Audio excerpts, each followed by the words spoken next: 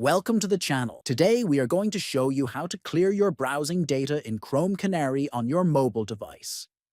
If your browser feels slow or you want to remove old history and cookies, this guide will help you do it quickly. First, open the Chrome Canary browser on your mobile device. Next, look at the top right corner and tap on the three-dot menu.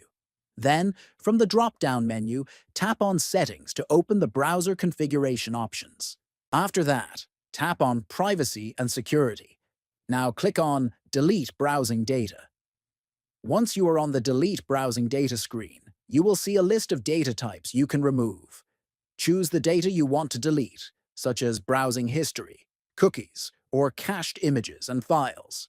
Then select the time range. If you want to remove everything, choose All Time. Finally, tap on Delete Data to clear the selected browsing information from your Chrome Canary browser. Thanks for watching, and stay tuned for more helpful tutorials.